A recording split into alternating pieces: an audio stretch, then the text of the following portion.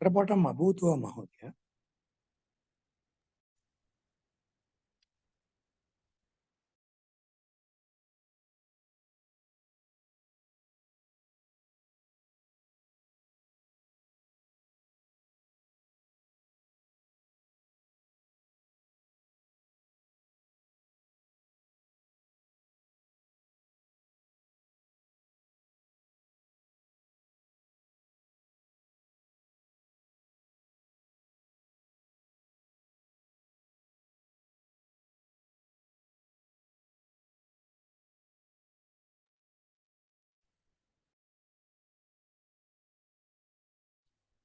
किमपि न श्रूयते महोदय।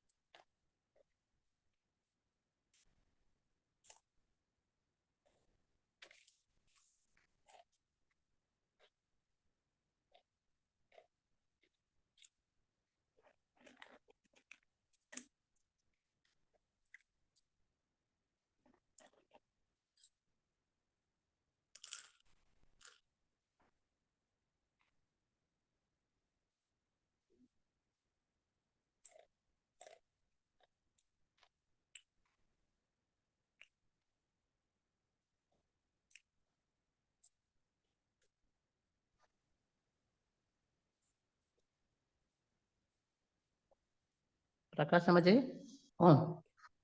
ప్రకాశమజయ్ చెప్పండి. అది నెట్ పోయింది, ఆ పాఠం వస్తలేదు నాకు. ఇప్పుడు వస్తుందండి? వస్తుంది వస్తుంది వస్తుందండి, క్లియర్ గా వస్తుంది. ఎంతసేపు కాబట్టి ఇక చెప్ప మంత్రపటమపి నా శ్రూయతే ఇదానీ మహోదయ. ఇప్పుడే వినిపించిందండి, ఇప్పుడే వినిపించింది, ఇంత ముందు ఏమి వినిపించలా. అంటే పాఠం మొదలే పెట్టలేదా? లేదు. ఏ భగవాన్, నేను 3 శ్లోకాలు చెప్పేశాను, 3 మంత్రాలు చెప్పేశాను. మీ దగ్గర నెట్ పోయిందేమో మేము అనుకుంటున్నాం. అది మ్యూట్ లో పడిపోయింది. అస్తు అస్తు, విధాతాకి ఇదే ఇష్టము. అస్తు, అయితే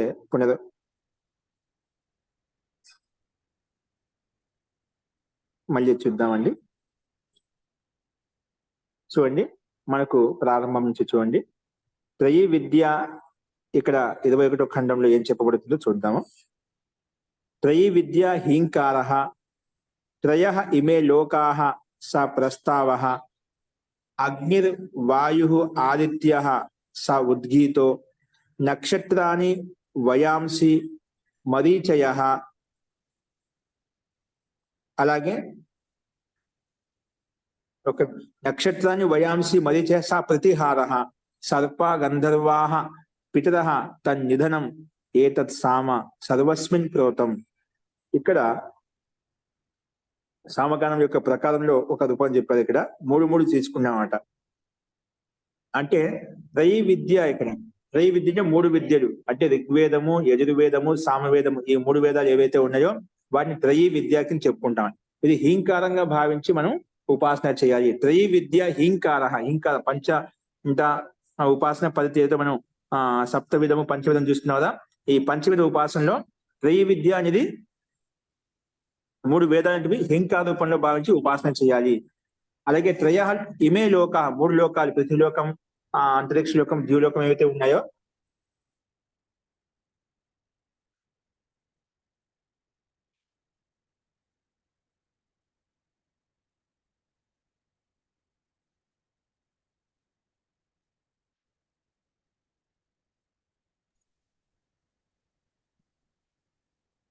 ఈ 3 లోకాలను కూడా ప్రస్తావంగా భావించండి, అంటే ప్రారంభ అవస్థ అని తెలుసుకొని మనం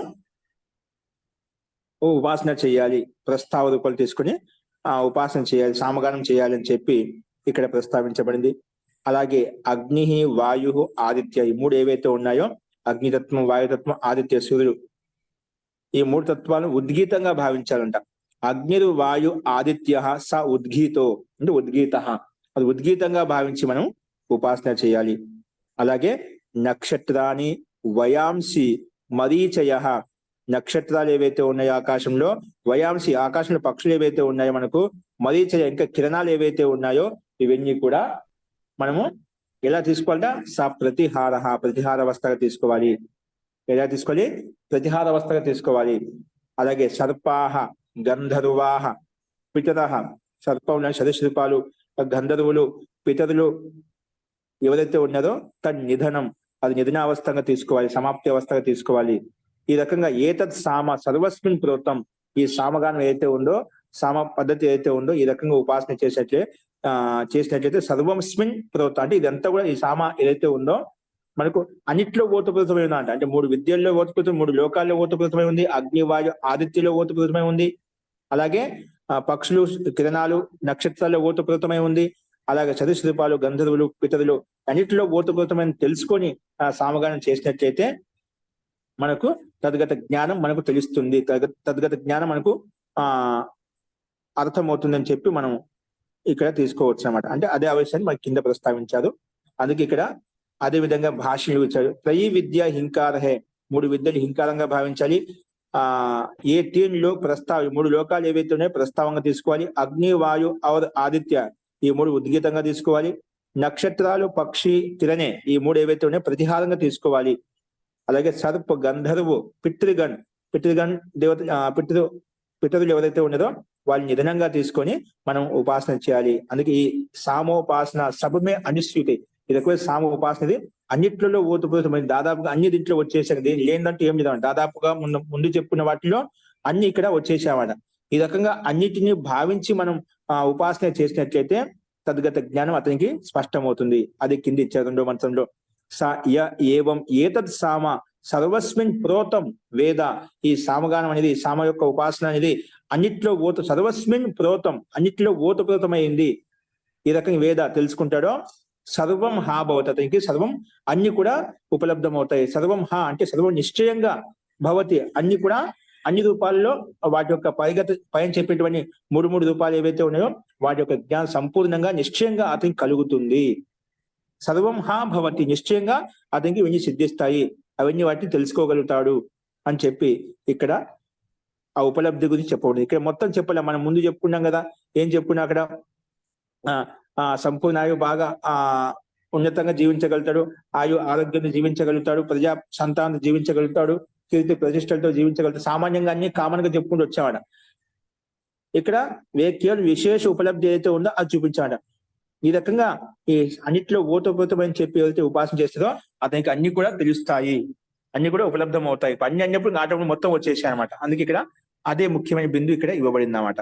మనకి వహ్ జో ఇస్ ప్రకార్ సబ్ మే అనుస్యూత్ ఇస్ సామకో జాంతా హై, అన్నిట్లో అనుస్యూతమైంది అంటే అనుగతమై ఉంది, అన్నిట్లో ఓతప్రోతమై ఉంది ఈ సామం అనేది అని తెలుసుకొని అయితే ఉపాసన చేస్తుందో సర్వరూపు హో జాత, అంటే ఆ విషయం యొక్క పరిజ్ఞానంతో సంపూర్ణ జ్ఞానంతో యుక్తుడవుతాడు. తద్గత జ్ఞానము అతనికి స్పష్టంగా అర్థమవుతుంది, స్పష్టంగా చేయగలుగుతాడు అనమాట. దాని అనుగుణంగా ఆచరించగలుగుతాడు. ఆ సామర్థ్యత అతనిలో వస్తుంది, ఆ ఉపాసకునిలో వస్తుంది అని సంపూర్ణ జ్ఞానం అతనికి తెలుస్తుందని చెప్పి ఈ 2వ మంత్రం ద్వారా తెలిసిందన్నమాట. ఇప్పుడు అదే విషయం చెప్తున్నాగా.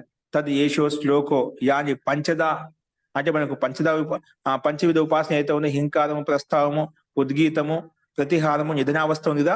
తద్ ఏషో శ్లోకో యాని పంచద అంటే 5 రకాల ఉపాసన పద్ధతిలో త్రీని తేభ్యో నా జ్ఞాయ పరం అన్యదస్తి, అంటే ఈ ఒక్కొక్క దాంట్లో మనం 3 లోకాలు 3 విద్యలు అని చెప్పుకునేదా, అన్ని 3 చెప్పుకునేదా.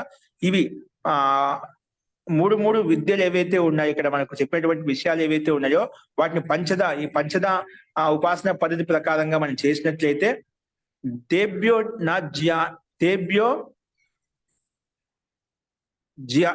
జ్ఞాయ పరం అన్యదస్తి, తేభ్యో పరం నా జ్ఞాయ అన్యదస్తి అన్వయం చేసుకుంటే, అంటే దీనికంటే శ్రేష్టమైన వేరొకటి ఇంకా లేదు అంటే ఈ రకంగా ఉపాసన అనేది అన్నింటిలో ఓతప్రోతమని తెలుసుకొని మనం ఈ రకంగా పంచవిధ ఉపాసన చేసినట్లయితే ఈ మూడు తత్వాలు ఏవైతే చెప్పబడ్డాయో వాటి ఎందుకు ఉపాసన చేసినట్లయితే దీన్ని మించినటువంటి శ్రేష్టమైనటువంటి మరొకటి ఏది లేదు, ఇదే ఉత్తమమైనది, ఉత్కృష్టమైనది, దీని మించి ఇంకేం లేదు. అంటే వీటి తెలుసుకో సర్వం భవతి అంటే ఆ సర్వరూపం అంతటి కూడా అతనికి తెలిసిపోతుంది. అంటే నీకు మోక్ష ప్రాప్తికి కావాల్సిన పరిజ్ఞానం అంత ఏదైతే ఉందో, ఎంతైతే తెలుసుకోవాలో, ఎంతైతే తెలుసుకోగలుగుతావో ఆ పరిజ్ఞానం అంతా, ఆ విశేష జ్ఞానం అంతా నీకు అవగతం అవుతుంది, యథార్థ జ్ఞానం నీకు తెలిసిపోతుంది.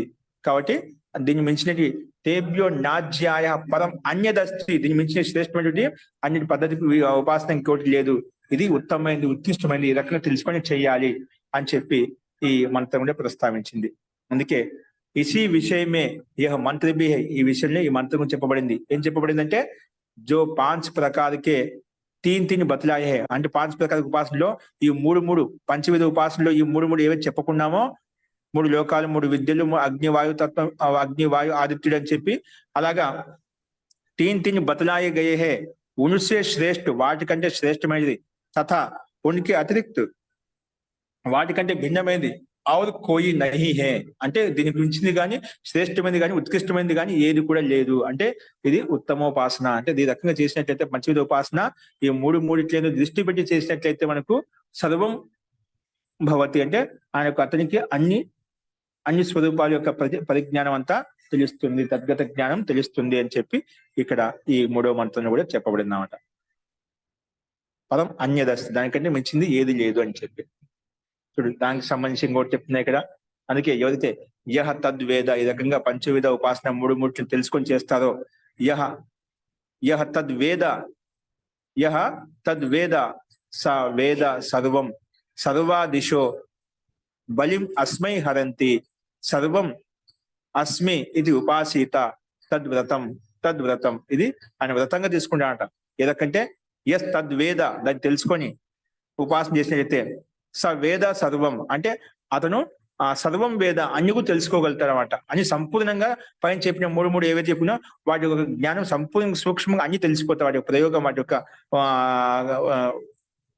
అక్కడ కార్యక్షేత్రం ఏదైతే ఉందో, ఆ గతివిధి ఏదైతే ఉందో సంపూర్ణంగా తెలుసుకోగలుగుతాడు. అలాగే సర్వాహ దిశో, అన్ని దిశలు కూడా అతనికి సహకరిస్తాయన్నమాట. సంపూర్ణ దిశలు కూడా అతనికి సహకరించి ఆ తద్గత జ్ఞానం తెలియజేస్తాయి. బలిం అస్మై హరంతి, అలాగే సంపూర్ణ బలి అంటే ఇక్కడ కావాల్సిన సామాగ్రిని, భోగ్య సామాగ్రిని కూడా అస్మై హరంతి, ఇతనికి అందజేస్తాయన్నమాట, ఇతనికి ఉపలబ్ధి కలుగుతాయి. అలాగే సర్వం అస్మి ఇది ఉపాసిత, అందుకే అన్నిటిలో నేనే ఓతప్రోతమై ఉన్నా అని చెప్పి ఇతను ఉపాసన చేస్తున్నాడు. కాబట్టి సర్వం అస్మి ఇది ఉపాసిత, అందుకే అన్నిట్లో నేనే ఉన్నాను, అన్నిట్లో ఇదే రకంగా ఆ తత్వం, పరమాత్మ తత్వం ఉంది అని భావిస్తూ ఎవరైతే ఈ రకంగా ఉపాసన చేస్తారో, వ్రతంగా తీసుకుంటారో తద్వ్రతం అని చెప్పి సర్వం అస్మి ఇది ఉపాసిత, అన్నిట్లో పరమాత్మ ఓతప్రోతమై ఉన్నాడు అని చెప్తూ భావిస్తూ మనసులో ఉపాసన చేసినట్లయితే అతనికి సర్వం అన్ని కూడా ఉపలబ్ధమవుతాయి, తద్గత జ్ఞానం సర్వాదిశ అన్ని కూడా అన్ని దిశలు అతనికి సహకరిస్తాయి. అలాగే బలిం అస్మై హరంతి, సంపూర్ణ బలి భోగ్య సామాగ్రి అయితే ఉందో, ఐశ్వర్యం అంతా ఏదైతే ఉందో అస్మై ఇతనికి ఇవ్వబడుతాయన్నమాట, అతనికి కలుగజేస్తాయి, ఉపలబ్ధిని కలుగజేస్తాయి. హరంతికి ఇక్కడ హరించడం కాకుండా ఉపలబ్ధి అర్థం తెలుసుకోవాలన్నమాట హరంతి పదానికి. అందుకే సర్వం అస్మి ఇది ఉపాసిత, అందుకే అన్నిట్లో ఉన్నాను అని ఉపాసిత, నేను అన్నిట్లో అన్ని విధాలుగా ఉన్నాను అని ఉపాసన చేసినట్లయితే మనకు అది వ్రతంగా తీసుకొని అన్నిట్లో ఆ పరమాత్మత్వం ఉంది కాబట్టి అన్నిట్లో నేను కూడా ఉన్నానని చెప్పి మనం ఆ రకంగా స్తుతించినట్లయితే, ప్రార్థించినట్లయితే అతనికి సంపూర్ణంగా తద్గత విషయం అంతా బ్రహ్మాండంతో సహకరిస్తుంది, తద్గత జ్ఞానం తెలుస్తుంది అని ఈ 4వ మంత్రంలో ప్రస్తావించబడింది. అందుకే జో ఉసే జానతా హై, తెలుసుకుంటాడో, ఓ సబ్కు జానతా, అతను ఇదొక తెలుసుకునే ప్రయత్నం చేసో మొత్తం కూడా అతనికి తెలిసిపోతాయి. ఎస్ తద్వేద, తెలుసుకొని సర్వం వేద ఆ రకంగా ప్రయత్నం చేసినట్టయితే ఆ సంపూర్ణ జ్ఞానం అతనికి కలుగుతుంది. అలాగే ఉసే సభీ దిశాయే బలి సమర్పించగలిగితే, సంపూర్ణ దిశలు కూడా ఏవైతున్నాయో సర్వే దిశాహ బలిం అస్మై హరంతి, అన్ని దిశల నుంచి కూడా అభివృద్ధి కలుగుతున్నామాట, అంటే అన్ని దిశలు కూడా సహకరిస్తాయన్నమాట. బలిం అస్మై హరంతి, సంపూర్ణ బలికి కూడా భోగ్య సామాగ్రి కూడా అన్ని రకాల ఐశ్వర్యం, ఏ రకమైన ఆవశ్యకత కామన ఉందో ఆ కామనను కూడా పూర్ణం చేస్తారన్నమాట. అందుకే బలిం సమర్పిత కర్తి హే, అందుకే మే సబ్ కుచ్ హూ, నేను అన్ని అంటే అన్ని నాలో ఉన్నాయి, అన్నిట్లో ఓతప్రోతమై ఉన్నాను అనే భావంతో మనం ఉపాసన చేయాలి. అన్నిట్లలో నేను ఉన్నాను అనే భావంతో ఓపెన్ చేయాలి. ఇక్కడ ముఖ్యమైన వ్రతం ఏంటి? నేను అన్నిట్లలో ఉన్నాను. ఇక్కడ ఈ ప్రకారం ఉపాసన కర్ అంటే మే సబ్ కుచ్ హూ, నేనే అన్ని కూడా, అంటే అన్ని నాలో ఉన్నాయి, పరమాత్మలో ఉన్నాయి. ఆయన అన్ని రకాలుగా సర్వగుణ సంపూర్ణ అన్నమాట. అన్ని అతనిలో ఉన్నాయి, అన్నిలో అన్ని గుణాలు, అన్ని తత్వాలు అన్నిలో ఓతప్రోతమై ఉన్నాయి. అలాగే నేను కూడా అన్నిట్లో ఉన్నాను, అన్నిట్లో ఓతప్రోతమై, అన్నిటికీ ఆ రకం ఉపాసన చేస్తున్నాను అనే భావంతో చేసినట్లయితే నీకు సకల సామగ్రి, సకల సంపూర్ణ జ్ఞానం అంతా కూడా, ఏ విషయ పరిజ్ఞానం కాకుండా, ఒక విషయం కాకుండా సంపూర్ణ విషయ జ్ఞానం అంతా కూడా అతనికి తెలుస్తుంది. మనం ఏ విషయాన్ని చేసినా ముందు చెప్పిన ప్రకరణాల్లో ఏదో ఒక విషయం మీద అంటే నైపుణ్యం సంపాదించుకున్నామట. ఏదో ఒక విషయం మీద నైపుణ్యత సంపాదించుకుని తద్గత ఫల ప్రాప్తి వృద్ధి చూసాం. కానీ ఇక్కడ ఏమంటున్నాం? నేనే అనే సర్వం అస్మి ఇతి, అంటే అన్నిట్లో నేను ఉన్నాను, అన్నిట్లో ఓతప్రోతమై ఉన్నాను, అన్నిటికీ ఉపాసన చేస్తున్నాను భావంతో మనం చేసినట్లయితే, అన్నిట్లో నేను ఉన్నానని చెప్పి చేసినట్లయితే అన్ని విషయాల్లో నీకు ఆ సామర్థ్యం, సంపూర్ణ సామర్థ్యం, సంపూర్ణ ఆ పరమాత్మ సంపూర్ణుడు, పూర్ణ స్వరూపుడు అంటాం కదా, అలా పూర్ణత్వం నీలో వస్తుంది. అందుకే ఈ ప్రకారం తెలుసుకొని చేయాలి.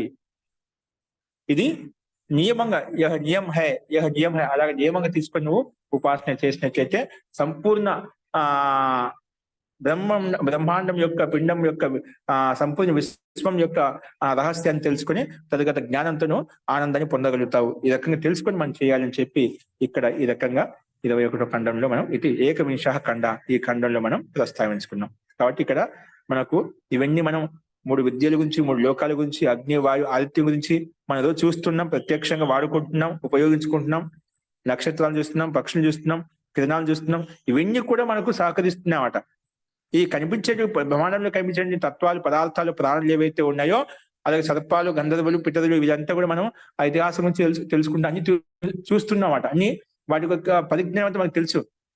వీటికి తెలిసిన వాటిని గురించి తెలుసుకొని అదే విధంగా ఉపాసన చేసినట్లయితే వానికి ఇంకా తదుగత జ్ఞానం సంపూర్ణంగా సూక్ష్మంగా అతనికి అర్థమవుతుంది. అన్ని విషయాలు ఓతప్రోతం అవుతాడు. ఆ రకంగా అన్ని తెలుసుకొని ఆనందాన్ని, అనుభూతిని పొందగలుగుతాడు అని చెప్పి ఇక్కడ ఈ రకంగా మనం 21వ ఖండంలో ప్రస్తావించుకున్నాము. అదే అంటే ఇక్కడ ఈ మూడు చెప్పారు కదా చెప్పిన తర్వాత చెప్పండి. ఈ మూడు చెప్పారు కదా మహోదయ, వీటిలో మనం అన్నిటినీ మనం తలుచుకొని చేయాలన్న, ధ్యానం చేయాలన్నదా మహోదయ సందేశం? అన్నిట్లో ధ్యానం అంటే దాని గత దైవిద్య అన్న ఇంకోటి, 3 వేదాల యొక్క జ్ఞానాన్ని మనం పొందాలి, ప్రయత్నం చేయాలి దానికోసం. ఆ 3 లోకాల జ్ఞానం ఎప్పుడు పొందినట్టు దాని తద్గత జ్ఞానం అంతా కూడా మనకు అట్లా వేదాల్లో వస్తుంది. కాబట్టి 3 లోకాల గురించి తెలుసుకోగలుగుతాం. 3 లోకాల గురించి కూడా మనం తెలుసుకోగలుగుతాం అంట. అలాగే నక్షత్రాలు, ఇవన్నీ కూడా క్రమంలో మనకి 3 వేదాలు అన్ని వచ్చేస్తా అంటారు. వేదాల్లో మనకి ఆ జ్ఞానకాండం కదా, ఈ 3 వేదాలను కూడా జ్ఞాన సంపన్నమై ఉన్నాయి. కాబట్టి దాని ద్వారా మిగతా తత్వాలు తెలుస్తాయి. పదానికి కూడా లింక్ ఉంటాయి అని వేరు ఏం కావు ఇవన్నీ కూడా. అంటే మనం ఈ వేద జ్ఞానం మనకు తెలిసిందంటే సంపూర్ణంగా అన్య గతివిధి యుక్తమైన పదార్థాలు ఏవైతే ఉన్నాయో వాటితో ఎలాంటి వ్యవహారం చేయాలి, ఏ రకంగా తెలుసుకునే జ్ఞానం కూడా మనకు కలుగుతున్నమాట. అలాగే స్థూలంగా అయితే మనకు కూడా ప్రత్యేక లోకాల గురించి ఏ రకమైన ఉపయోగం మనకు కలుగుతుంది అవి చూస్తున్నాం. అగ్ని, వాయు తత్వాల గురించి, ఆదిత్యం గురించి ఎటువంటి ఉపయోగం కలుగుతుంది అది చూస్తున్నాం.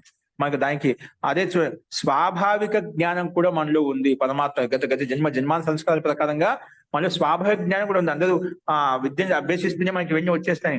తెలియకపోయినా అత్యంత ఉన్నతంగా మనము వేదానుకూలమైన ఆచరణ చేస్తున్నాం. వేదానుకూల పద్ధతి ప్రకారం ఒక నియమబద్ధంలో ఉంటూ మన జీవనం కొనసాగిస్తున్నాం. ప్రతి ఒక్కరు కూడా వేదానుకూలంగా నడుస్తున్నామట. దాంట్లో కొన్ని వికారాలు, వికృతి రూపం వస్తుంది. అది వ్యక్తిగత స్వార్థంతో అది వేరే విషయం. కానీ ప్రతి ఒక్కరం కూడా మన ధర్మబద్ధమైన, వేదబద్ధమైనటువంటి అనుకూలమైన పద్ధతిలో మనం నడుస్తున్నాం. దాంట్లో సందేహం లేదు. అది స్వాభావిక జ్ఞానం నడుస్తుందండి. అది పరంపరగా, అది వంశానుగతంగా, ఆ పరంపరానుగుణంగా అని స్వతహానే మనం అలాగా ఒక నియమానుకూలంగానే మనం నడుస్తూ ఉన్నాము. దాంట్లో వికృతి అనేది అది ఎక్కడ దోషం వస్తుంది, ఆ దోషాలను బట్టి తదుగత దుఃఖం కూడా మనం అనుభూతిని పొందుతున్నాం, దుఃఖాలు అనుభవిస్తున్నాం. అది కూడా మనం ప్రత్యక్షంగా చూస్తున్నామట. కాబట్టి సామాన్యంగా ప్రత్యేక వస్తువు, ప్రత్యేక పదార్థం, బ్రహ్మాండం విషయమైనా, పిండ విషయంలోనా, అంటే సృష్టి ప్రారంభం నుంచి మొదలుకొని సృష్టి అంత ప్రళయావస్థ వరకు మనకు దాదాపుగా చాలా విషయాలు మనకు తెలుసండి. ఈ పిండంలో బ్రహ్మాండం చూసి మనం చాలా విషయాలు నేర్చుకుంటున్నాం. అలాగే పుట్టినప్పటి నుంచి మొదలుకొని, బాల్యావస్థ నుంచి మొదలుకొని, శిశు అవస్థ నుంచి మొదలుకొని చనిపోయే మృత్యు పర్యంతం కూడా తద్గత జ్ఞానం, అంటే బాల్యావస్థ నుంచి అంతిమ అవస్థ వరకు ఎటువంటి పరిణతి, ఎటువంటి మార్పులు జరుగుతాయి, ఇవన్నీ కూడా చూస్తున్నామట. తదుగత జ్ఞానం కూడా మనకు అందరికీ స్వాభావికంగా ఉందన్నమాట. కానీ వాటి విషయాల్లో మనం చింతన చేసేట్లే, వాటి విషయాల్లో మననం చేసినట్లయితే అప్పుడు మనకు ఆలోచన వస్తుంది. ఇప్పుడు సామాన్యంగా మనకు ఏం ఆలోచించాలి అలా వస్తుందన్నమాట. మనం దాని ప్రయత్నం దిగినప్పుడు తెలుస్తుందన్నమాట. అంటే మనం అలా విచారించినప్పుడు మనం ఆ పద్ధతి, ఆ ఊహ, ఆ తర్కం అన్ని కూడా మనకు అప్పుడప్పుడు మతిలో ఉత్పన్నమవుతాయి. ప్రత్యుత్పన్న మతి అనేది ఉత్పన్నమవుతుందన్నమాట.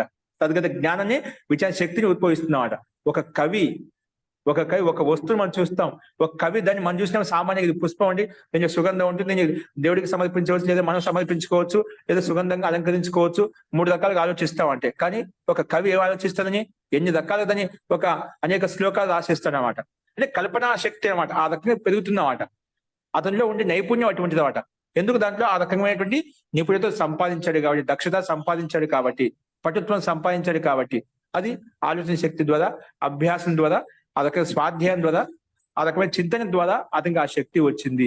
ఒకే విషయాన్ని మనం 3 రకాల కంటే ఎక్కువ ఆలోచించడం లేదు. కానీ అదే విషయాన్ని కవి అన్ని రకాలుగా పోల్చిదని కవిత్వాన్ని సృష్టిస్తాడనమాట. ఓకేనా? సో ఆ రకమైన శక్తి మనం ఒక ప్రత్యేక భూతాన్ని, ప్రత్యేక తత్వాన్ని మనం పంచభూతాలు చూసినట్లయితేనా ఆ శక్తి వస్తుంది.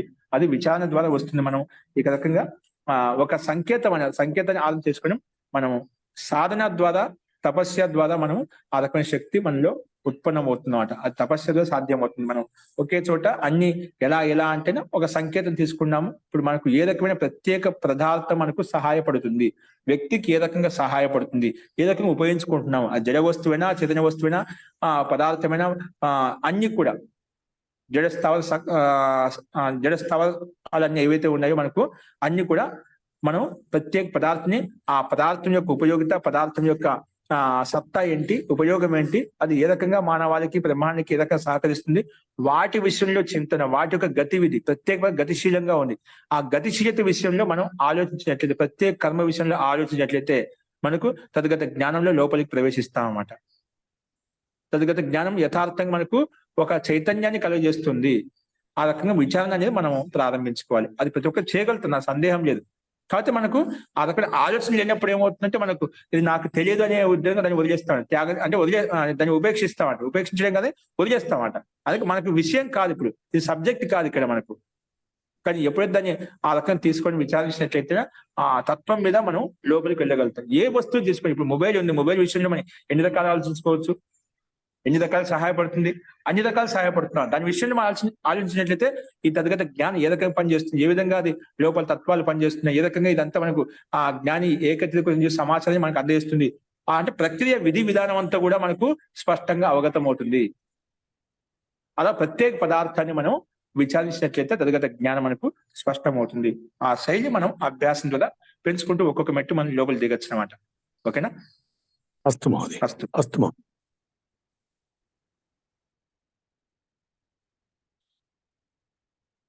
చూడండి, 22వ ఖండం, ద్వావింశ ఖండ. ఈ ఖండంలో ఏం చెప్పండి అంటే, చూడండి, వినర్ధి సామ్నో వృణే పశవ్యం ఇతి అగ్నిర్ ఉద్గీతో. వినర్ధి సామ్నో వృణే పశవ్యం ఇతి అగ్నిర్ ఉద్గీతో అనిరుక్తః ప్రజాపతేః నిరుక్తః సోమస్య వినర్ధి సామ్నో వృణే పశవ్యం ఇతి అగ్నేః ఉద్గీతో అనిరుక్తః ప్రజాపతేః నిరుక్తః సోమస్య మృదు శ్లక్ష్ణం వాయోః శ్లక్ష్ణం బలవత్ ఇంద్రియస్య క్రౌంచం బృహస్పతేః అపద్వాంతం వరుణస్య తాన్ సర్వాన్ ఏవ ఉపసేవేత వారుణం తు ఏవ వర్జయేత్. వారుణం త్వేవ వర్జయేత్ అంటే వారుణం తు ఏవ వర్జయేత్. ఇక్కడ వినర్ధి సామ్నః అంటే ఇక్కడ సామగానికి ఒక ప్రక్రియ ఈ రకంగా చెప్పబడింది. చూడండి,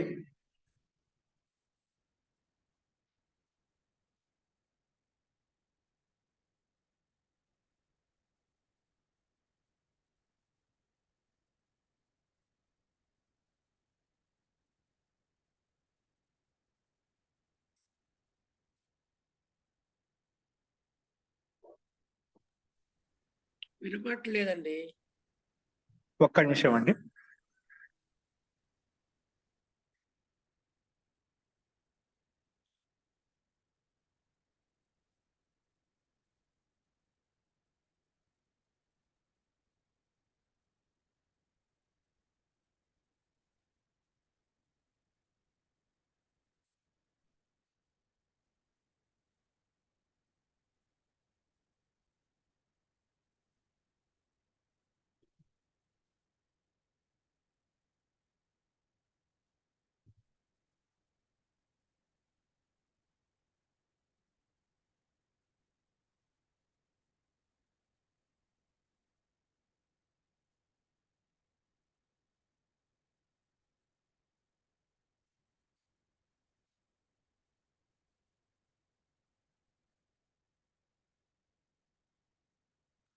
ఇక్కడ చూడండి, సామ్ కే వినర్ది నామక్ గాన కా వదన్ కర్తా హై. సామకి అంటే మనం చేసిన సామగానం ఏదైతే ఉందో దాని నిమిత్తంగా తీసుకొని ఎవరైతే ఉపాసన చేస్తారో, సామ్కి వినర్ది నామక్ గానక అంటే వినర్ది అనే పేరు గల ఒక గాన విశేషం అనమాట. సామ విశేషం అంటే సామగానం చేయడానికి ఒక స్వర విశేషం ఏదైతే ఉందో సామ విశేషం ఇక్కడ వినర్ది నామంతో చెప్పుకున్నాడు. అంటే ముందు మనం ఏ రకంగా అయితే రతంత్ర సామ అని చెప్పి రకరకాల గాయత్రి సామ అని చెప్పుకుంటూ వచ్చాం కదా, అలాగే వినర్ది సామ అంటే దాని ఆ రకంగా గాన ప్రక్రియ మనం తెలుసుకొని ఎవరు చేస్తారో ఆ సందర్భంలో ఇక్కడ చెప్పబడిందన్నమాట. సామ్కి వినర్ది నామ గానక వదన్ కర్తా హై అని వినర్ది అని పేరు కలిపి గానాన్ని ఎవరైతే వధిస్తారో అంటే దాన్ని స్తుతిస్తారో ఉపాసిస్తారో, బహు పశువుం కే లియే హితకర్ హై. అది ఏమవుతుంది అలా చేయడం అనేది అది పశువుల కలిగి కూడా హితకరం అవుతుందంట. ఈ వినర్ది నామకు సామగానం చేయడం ద్వారా అది ఎవరికి ఉపయోగం కలిగిస్తుందంటే అది పశువుం కే లియే హితకర్ హై, అది పశువులకు అన్నిటికీ ఉపయుక్తకరంగా ఉంటుంది. హితకరం అంటే హితం చేసే విధంగా ఉంటుంది, వాటికి అనుకూలంగా ఉంటుంది అన్నమాట. అందుకే వినర్ది సామ్ను వదిని ఎవరైతే వధిస్తారో పశవ్యం ఇది, అది పశువులకు యుక్తికరంగా ఉంటుంది, అనుకూలంగా ఉంటుంది, హితకరంగా ఉంటుంది. అలాగే అగ్నిదేవత సంబంధి ఉద్గీత హై. ఇక్కడ అగ్నే ఉద్గీత, ఇక్కడ అగ్ని సంబంధి దేవత ఏదైతే ఉందో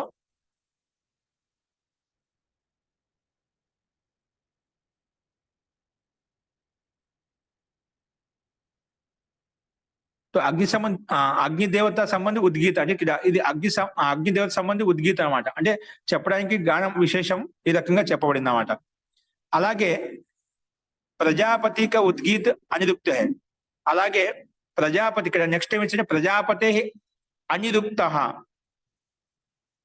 ప్రజాపతి యొక్క ఉద్గీతం ఏదైతే ఉందో అది అనిరుక్తం అంటే స్పష్టత లేదన్నమాట. ఇక్కడ ప్రజాపతికి ఉద్గీతం అయితే ఉందో అది అనిరుక్త అని చెప్పి, నిరుక్తం అంటే అది ఆ రకమైనటువంటి మనకి ఏ విధంగా ఒక స్వరంలో మనకి స్పష్టత కొన్ని స్వరాలు స్పష్టంగా ఉంటాయి, కొన్నికి అవ్యక్త ధ్వని ఉంటుంది. అనిరుక్తం అంటే అవ్యక్త ధ్వని అనమాట, వ్యక్త ధ్వని కాకుండా అవ్యక్త ధ్వని తీసుకుంటాం అట. అలాగే ప్రజాపతికి ఉద్గీతం అయితే ఉందో అనిరుక్త ధ్వని అని చెప్పుకున్నామట. అలాగే సోమస్య మృదు, అలాగే సోమస్య మృదు అంటే సోముక చంద్రుని యొక్క ఉద్గీతం అయితే ఉందో సామం ఏదైతే ఉందో సామగానం ఏదైతే ఉందో అది నిరుక్తంగా చెప్పుకున్నామట. అది మనకు నిరుక్తం అంటే అది స్పష్టత ఉంటుందన్నమాట. ఆ స్వరంలో అంటే అక్షర స్పష్టత ఉంటుంది, వర్ణ స్పష్టత ఉంటుంది, స్థాన విశేషంగా ఉంటుంది, కరణ విశేషంగా ఉంటుందన్నమాట. అలాగే వాయుక మృదుజల్ అది శ్లక్షణ, వాయు యొక్క మృదుత్వం ఏదైతే ఉందో అది శ్లక్షణం, అది శ్రేష్టతరంగా ఉంటుంది. అలాగే ఇంద్రిక శ్లక్షణ అది బలవాన్ హై, ఇంద్రియ యొక్క శక్తి కూడా ఇది బలయుక్తంగా ఉంటుంది.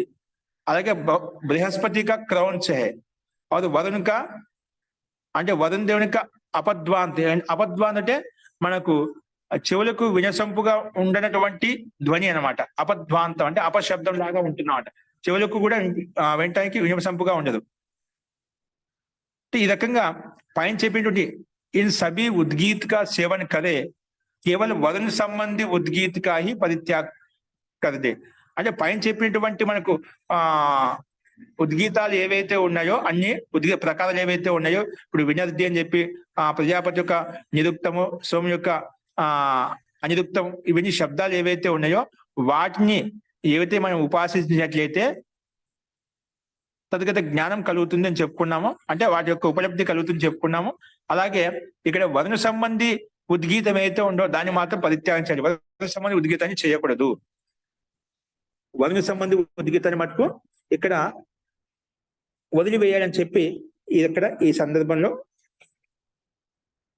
చెప్పబడింది. కానీ ఎందుకు వదిలేయాలనేది అది ఇక్కడ ఆ స్పష్టత మనకి ఇక్కడ ఇవ్వలేదు అన్నమాట.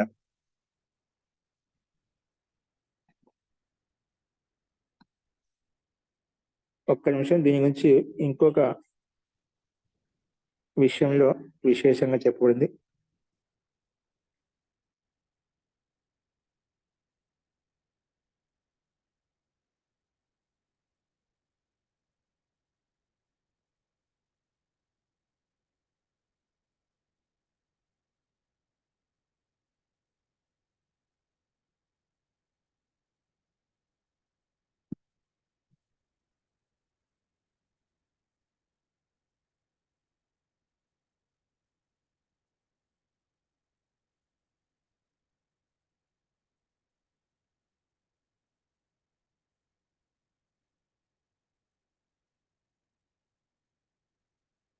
నెక్స్ట్ ఇక్కడ కూడా ఆ రకంగా కనిపించలేదు.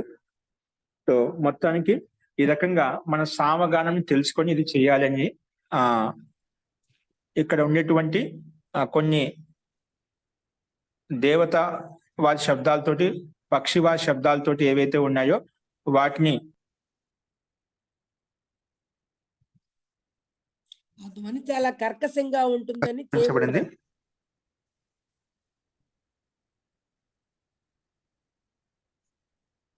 అలాగే ఇదే విషయంలో అమృతత్వం దేవేభ్య ఆగాయాని, అమృతత్వం దేవేభ్య ఆగాయాని ఇది ఆగాయే స్వధాం పితృభ్య ఆశాం మనుష్యేభ్య, అలాగే త్రినోదకం పశుభ్య స్వర్గలోకం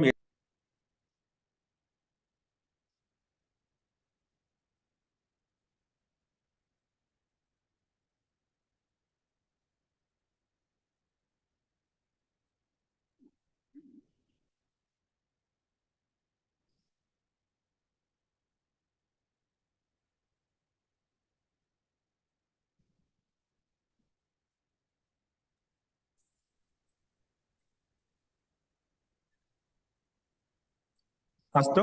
అలాగే స్వర్గలోకం యజమానాయ అన్నం ఆత్మనః ఆగాయాని ఇత్యేతాని మనసా ధ్యాయన్ అప్రమత్తః స్తువీత.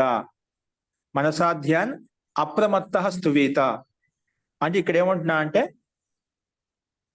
అమృతత్వం దేవేభ్య అంటే దేవతల కొరకు మనము అమృతత్వాన్ని రూపంలో మనం ఆగానం చేయాలి. అమృతత్వ రూపంలో మనం ఆ సామగానం చేయాలి.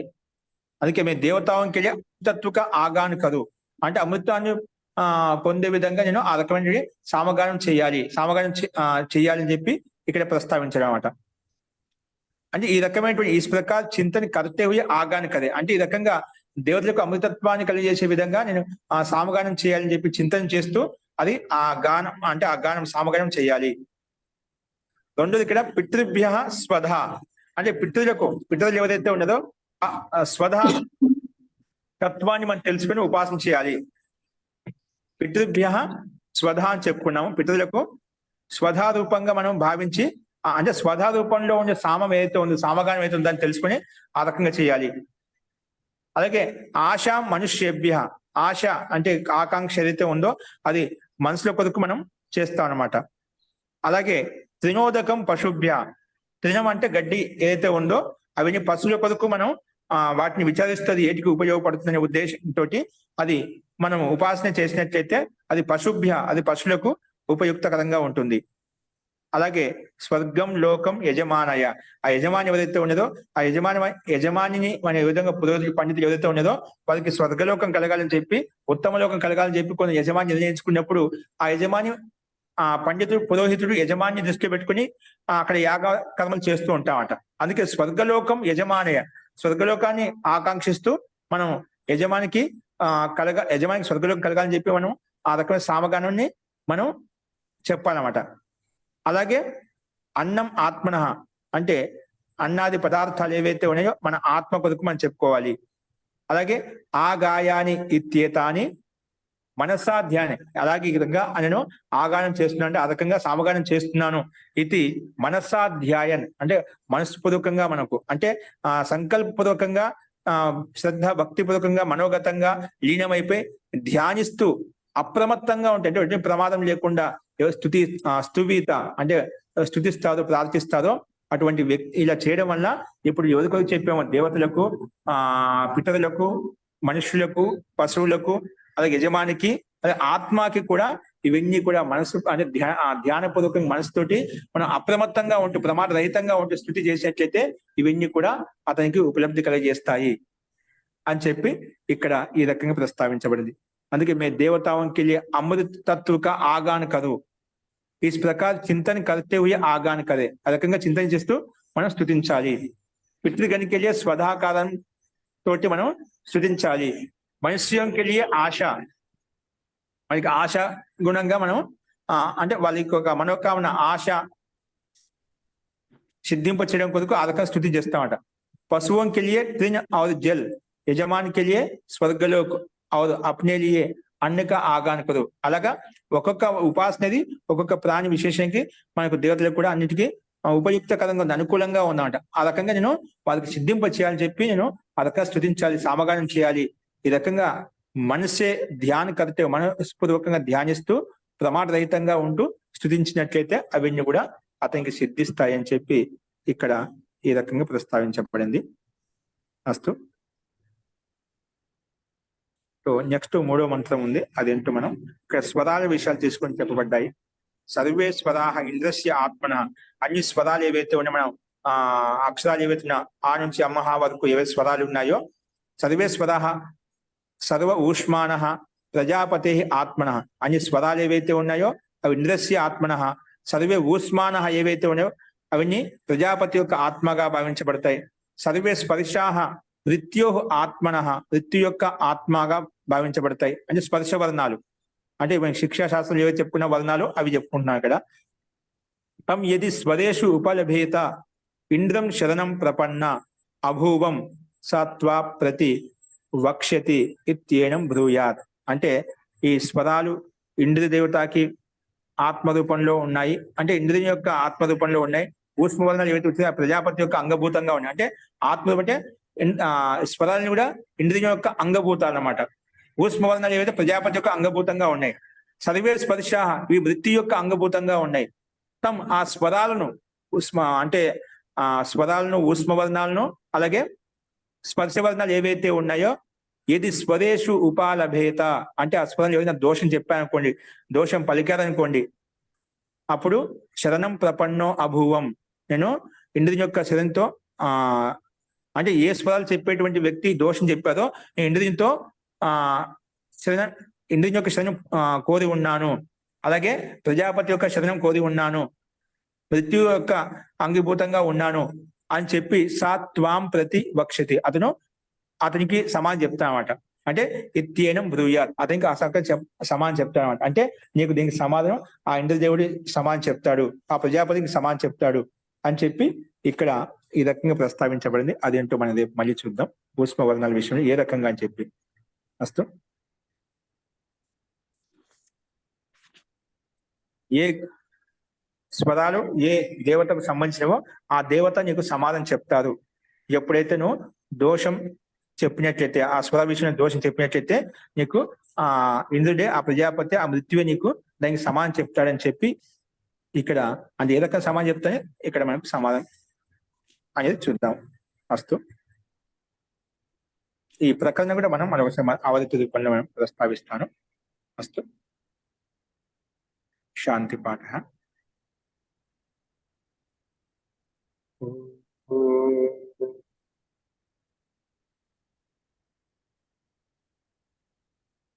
సర్వే భవంతు సుఖినః సర్వే సంతు నిరామయాః సర్వే భద్రాణి పశ్యంతు మా కశ్చిత్ దుఃఖభాగ్ భవేత్.